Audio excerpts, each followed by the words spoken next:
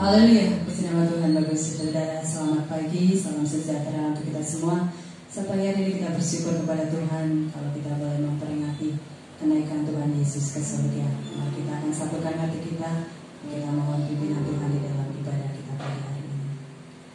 Bapa di dalam surga, Bapa yang kami sembah di dalam nama Tuhan Yesus Kristus, hati kami melimpah dengan ucapan syukur Bapa. Terima kasih buat segala kebaikan Tuhan di dalam kehidupan kami. Sampai hari ini kami ada sebagaimana kami ada, ini semua karena anugerah Tuhan yang besar dalam kehidupan kami. Sampai hari ini kami boleh memperingati Bapa kenaikan-Mu ke dalam kerajaan surga. Engkau yang telah mati, Engkau yang telah bangkit, akan Engkau naik ke surga. Persiapkan bagi setiap kami anak-anak-Mu ya Bapa. Kami rindukan sampai hari ini curahan Roh Kudus-Mu memenuhi setiap kami ya Bapa. Kami menyerahkan Tuhan Yesus jalan ibadah ini dari awal pertengahan pada selesainya. Kami yakin Tuhan Yesus janji-Mu di mana 2-3 orang berkumpul di dalam nama-Mu, Engkau hadir di tengah-tengah kami ya Bapa. Terima kasih Tuhan Yesus, terima kasih Bapa di surga. Pada hari ini kami siap memuji dan meninggikan Engkau, Allah Raja di atas segala raja. Terima kasih Tuhan Yesus, ampuni dosa dan kesalahan kami yang menjadi doa dan ucapan syukur kami yang kami naikkan di dalam nama Tuhan Yesus Kristus yang menjadi juru selamat kami. Haleluya, amin. Kesalahan Tuhan, mari saudara, kita akan satukan hati kita naikkan penyembahan kita, pujian kita kepada Dia, Tuhan Yesus Kristus. Yesus Tuhan dimuliakan atas segala. Haleluya. Terima kasih Yesus. Kami tinggikan Engkau Tuhan, kami sembah Kau Yesus. Terima kasih Yesus Tuhan. Yesus Tuhan, ditinggikan.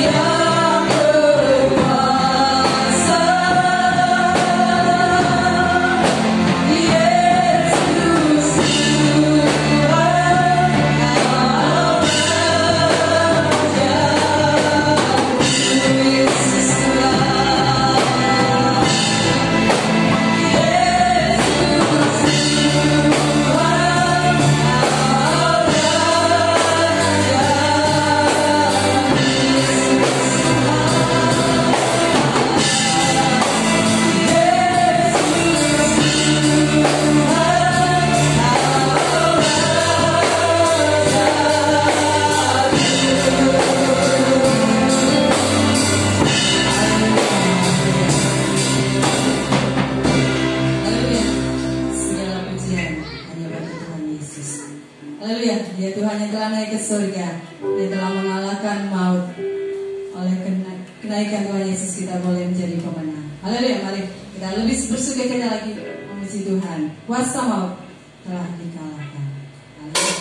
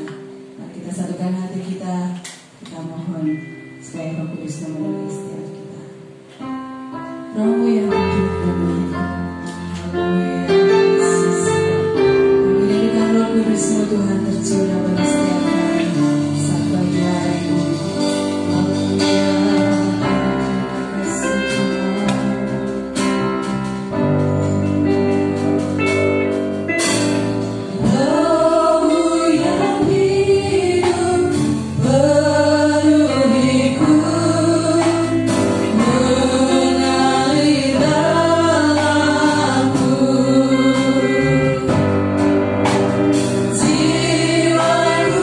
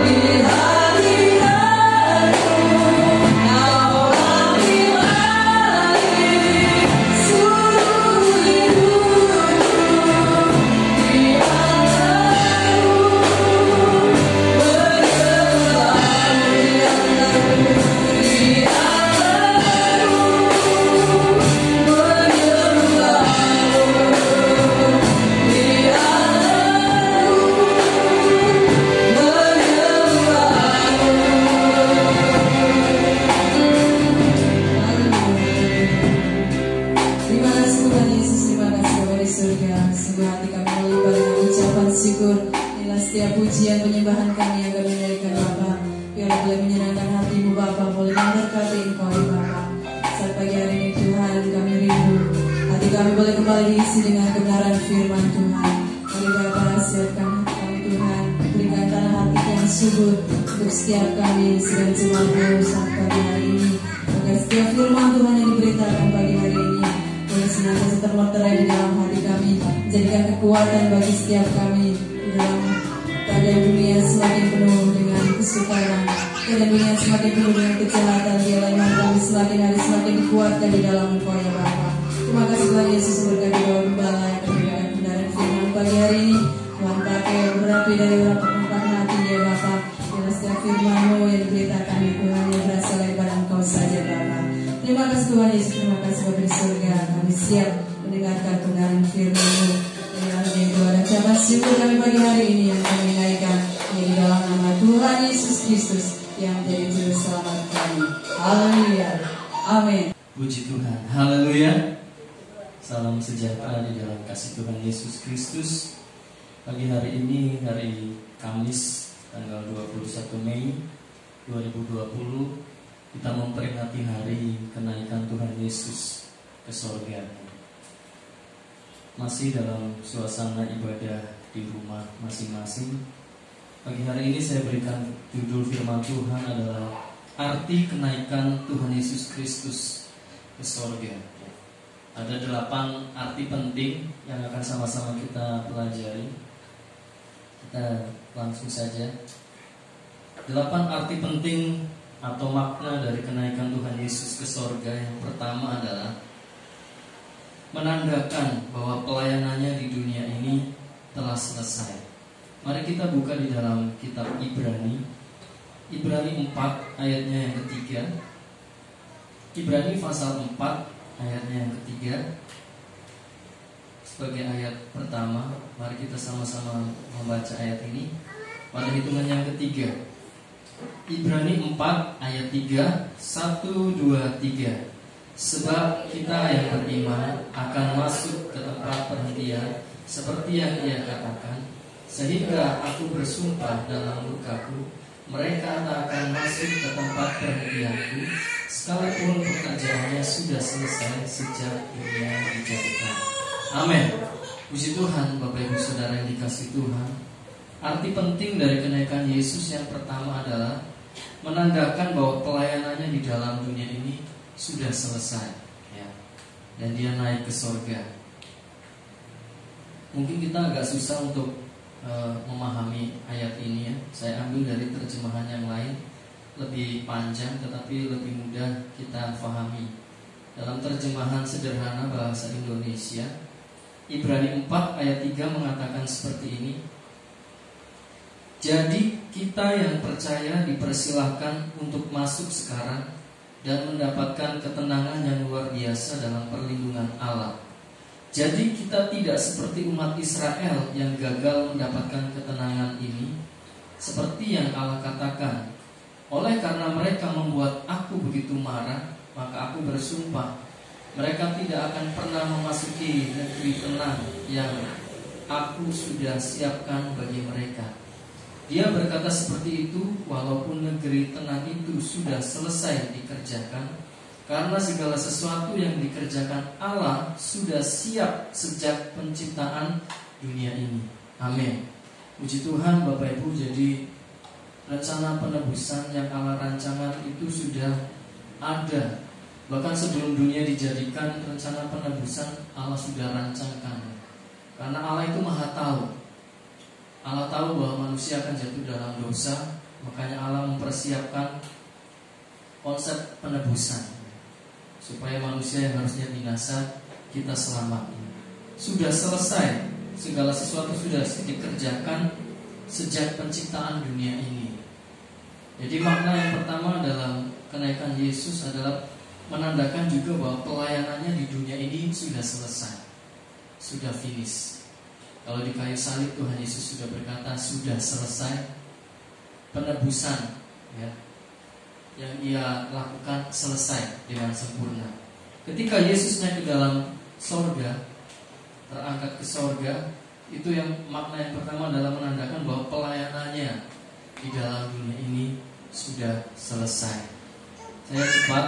Makna yang kedua dari makna kenaikan Tuhan Yesus ke dalam sorga adalah menyatakan kesuksesan misi dan karyanya di dunia.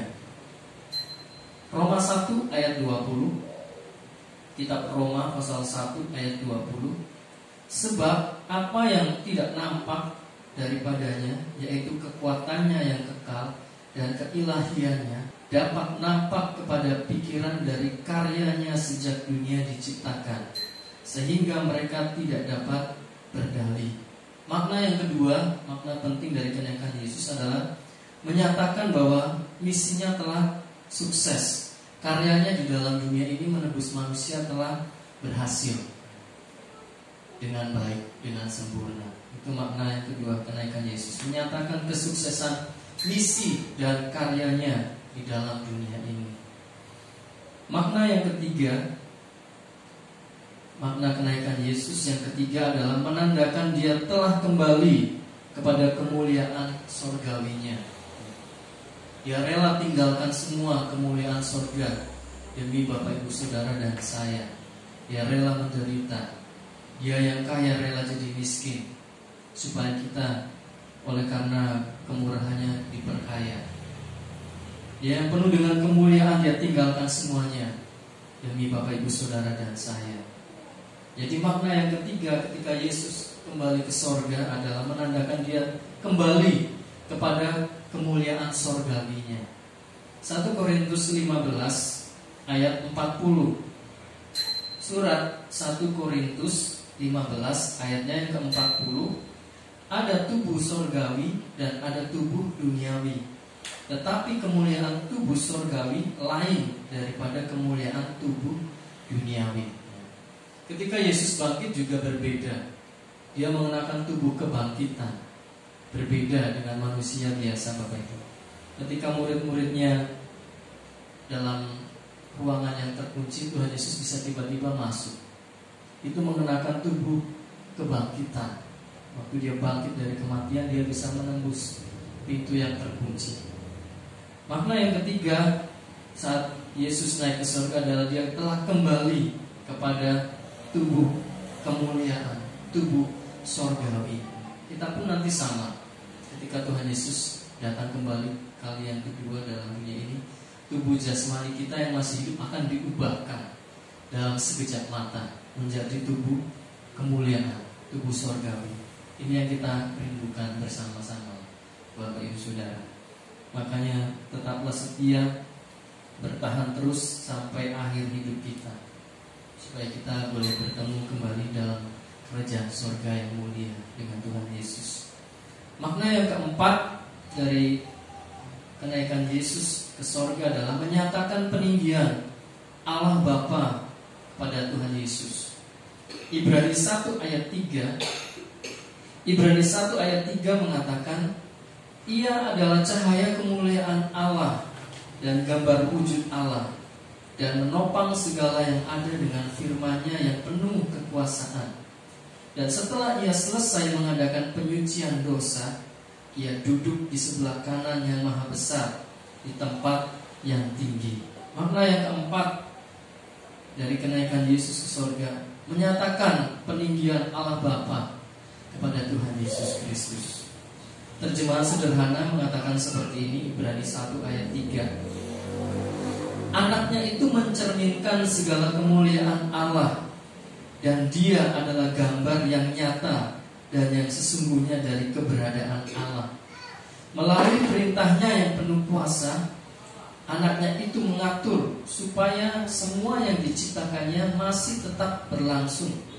Sesudah Dia mati untuk membersihkan kita dari dosa-dosa kita, Dia, yaitu Tuhan Yesus, kembali ke sorga, di mana Dia duduk di tempat yang paling terhormat di dekat Allah yang maha mulia, yaitu di sebelah kanannya. Puji Tuhan, Bapak Ibu, ini peninggian. Yesus adalah wujud cerminan segala kemuliaan Allah, gambar yang nyata dari Tuhan ada di dalam Tuhan Yesus waktu pelayanan di dunia ini. Dan setelah dia naik ke sorga, makna yang keempat, dia kembali kepada tempat kedudukan yang maha mulia, yang terhormat, yaitu di dalam kerajaan sorga. Puji Tuhan. Makna penting yang kelima dari kenaikan Tuhan Yesus ke sorga adalah, ini juga yang sangat penting ya, Yohanes 14 ayat 2. Injil Yohanes pasalnya yang ke-14 ayatnya yang kedua. Di rumah Bapakku banyak tempat tinggal. Jika tidak demikian, tentu aku mengatakannya kepadamu. Sebab aku pergi ke situ untuk menyediakan tempat bagimu. Amin. Makna yang kelima, Yesus naik ke surga adalah untuk menyediakan tempat buat kita, anak-anaknya yang setia mengikut dia sampai akhir hidup. Dia sediakan tempat. Di dalam rumah Bapakku banyak tempat tinggal. Saya suka dengan terjemahan sederhana bahasa Indonesia, lebih mudah difahami ya. Mengatakan seperti ini, Yohanes 14 ayat 2. Di rumah Bapakku ada banyak tempat tinggal, dan aku yang duluan pergi untuk menyiapkan tempat tinggal bagi kalian di sana. Kalau hal itu tidak benar, tidak mungkin aku menjanjikan hal yang seperti itu kepada kalian. Amin. Jadi kalau ini berita hoax, ya, berita bohong, sia-sia kita percaya kepada Tuhan. Tetapi kalau Yesus berjanji, itu adalah janjinya ya dan amin, dan kita harus percaya. Dia pergi duluan ke dalam kerajaan surga. Janjinya dia akan menyiapkan tempat bagi kita semua. Tempatnya indah. Saya belum pernah ke surga, tetapi firman Tuhan menuliskan di sana tempatnya indah, tidak ada air mata. Bukankah kita rindu ke sana ya? Apalagi melihat dunia semakin hari semakin susah ya Bapak Ibu. Bapak Ibu Saudara, semakin kejahatan di sana sini.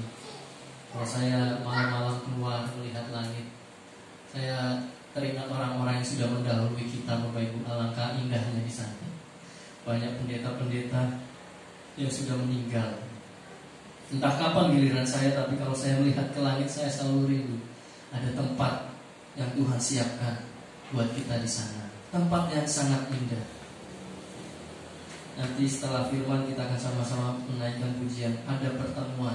Kalau Tuhan izinkan kita masih hidup, pada waktu Yesus datang kali yang kedua, kita akan bertemu di udara, di angkasa, menjemput Tuhan. Puji Tuhan Bapak Ibu. Makna yang keenam dari makna penting kenaikan Yesus ke surga adalah menyatakan pekerjaannya yang baru sebagai imam besar agung. Dia imam besar agung di dalam kerajaan surga. Tertulis di Ibrani 4 ayat 14. Ibrani 4 ayatnya yang ke-14, firman Tuhan berkata, karena kita sekarang mempunyai imam besar agung yang telah melintasi semua langit, yaitu Yesus anak Allah. Baiklah kita teguh berpegang pada pengakuan iman kita. Yesus telah melintasi semua langit. Rasul Paulus pernah diangkat sampai ke langit ketiga, surga, melintasi segala langit. Dia menjadi imam besar agung kita.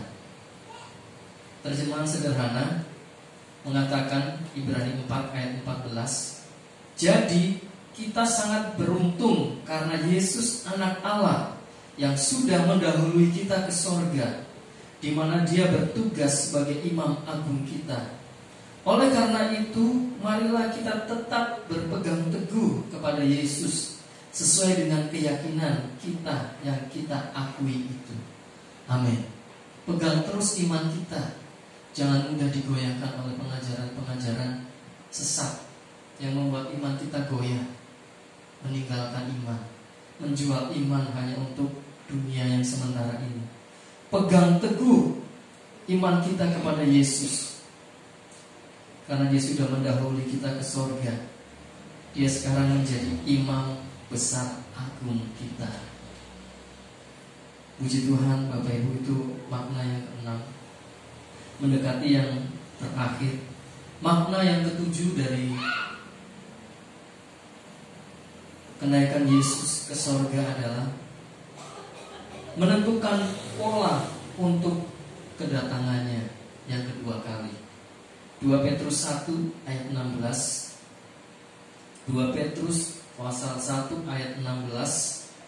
Sebab kami tidak mengikuti dongeng-dongeng isapan jempol manusia ketika kami memberitahukan kepadamu kuasa dan kedatangan Tuhan kita Yesus Kristus sebagai Raja. Perhatikan baik-baik. Tetapi kami adalah saksi mata dari kebesarannya. Kedatangannya yang pertama dalam dunia ini sebagai bayi yang lemah. Dia lahir di palungan, mengemban misi menebus dosa-dosa manusia. Dia mati di atas kayu salib. 3 hari kemudian dia bangkit. 40 hari menampakkan diri kepada murid-muridnya. Di hari yang ke-40 dia naik ke dalam kerajaan sorga. Dia janjikan seorang penolong yang lain, yaitu Roh Kudus.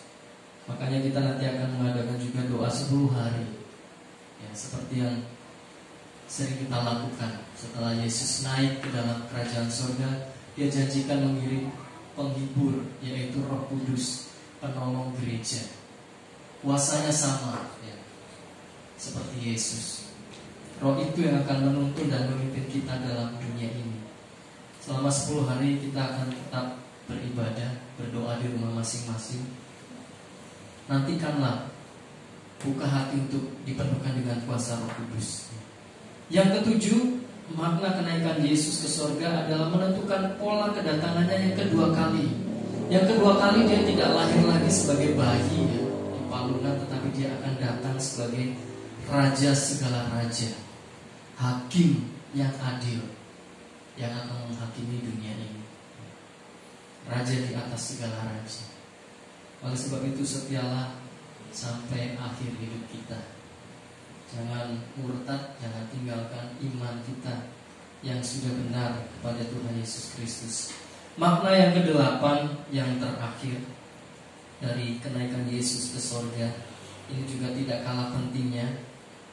Makna yang ke-8, dia berjanji mengirim seorang penghibur atau penolong bagi anak-anaknya, yaitu Roh Kudus, Parakletos, Roh penolong, Roh penghibur yang akan selalu memimpin kita di dalam kebenaran. Yohanes 16 ayat 7. Mari sebagai ayat terakhir kita baca bersama-sama kembali firman Tuhan. Injil Yohanes pasal 16 ayatnya yang ke-7. 1, 2, 3. Namun benar yang kukatakan ini kepadamu adalah lebih berguna bagi kamu jika aku pergi. Sebab jikalau aku tidak pergi, penghibur itu tidak akan datang kepadamu. Tetapi jikalau aku pergi, aku akan mengutus dia kepadamu. Amin. Roh Kudus sudah dicurahkan di dalam dunia ini, Bapak Ibu. Tugas kita sekarang tinggal membuka hati sungguh-sungguh bagi siapa yang belum dipenuhkan dengan kuasa Roh Kudus. Mintalah sungguh-sungguh, Bapak Ibu. Karena gereja yang dewasa, gereja yang sempurna, sudah sering kali saya sampaikan, harus penuh dengan 2 hal. Penuh dengan kuasa firman dan penuh dengan kuasa Roh Kudus. 2 hal ini tidak bisa ditawar-tawar ya Bapak Ibu. Harus ada di dalam gereja yang dewasa, gereja Tuhan yang sempurna. Nantikanlah dalam doa 10 hari. Memang Roh Kudus tidak hadir tidak hanya di doa 10 hari, tetapi mari kita manfaatkan waktu yang ada sekarang. Berdoa sungguh-sungguh bersama dengan keluarga, suami, istri, anak-anak, masuk kamar atau dalam ruang doa masing-masing. Nanti kami dari pastor akan memimpin ya, mungkin hanya dengan firman Tuhan saja ya. Bapak Ibu bisa berdoa masing-masing di rumah, memuji menyembah Tuhan, utamakan penyembahan sampai benar-benar kita dipenuhkan dengan kuasa Roh Kudus. Yohanes 16 ayat 7 terjemahan sederhana mengatakan, tetapi sebenarnya lebih baik bagi kalian kalau aku pergi kepada Bapa, Karena kalau aku tidak pergi, roh penolong. Kalau terjemahan baru mengatakan penghibur. Terjemahan sederhana mengatakan roh penolong itu tidak akan datang kepada kalian. Tetapi kalau aku pergi, aku akan mengutus dia kepada kalian. Dia sudah ada Bapak Ibu di dalam dunia ini. Roh Kudus sudah ada. Tugas kita hanya membuka hati dengan sungguh-sungguh, maka Roh Kudus akan masuk memenuhi hidup kita.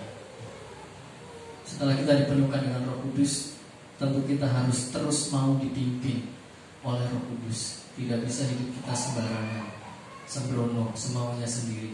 Harus terus dipimpin oleh Roh Kudus. Puji Tuhan, Bapak Ibu Saudara, ini firman Tuhan yang bisa saya sampaikan pagi hari ini. Ada 8 makna atau arti penting dari kenaikan Tuhan Yesus Kristus.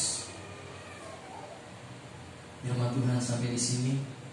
Tuhan Yesus memberkati. Puji Tuhan, Bapak Ibu Saudara, kita akan sama-sama mengakhiri ibadah memperingati kenaikan Yesus ke sorga. Saya rindu menaikkan pujian lama ya. Ada pertemuan di udara. Suatu saat kita akan menyongsong kedatangan Tuhan Yesus, bertemu bersama-sama di udara, di angkasa. Pertemuan yang sangat indah. Haleluya.